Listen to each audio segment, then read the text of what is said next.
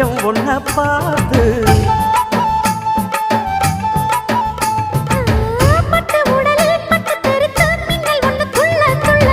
வெக்கம் துடிக்க விளக்கணைக்க ஜன்னல் கண்ணை மூடிக்கொள்ள 10 நாள் கழிச்சு தாண்டி கதவை திறக்கணும்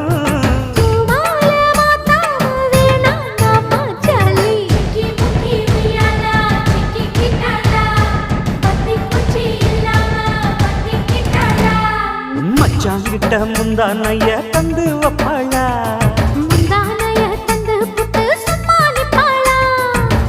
பல நாள் பசி இருக்கு விருந்து வப்பாளா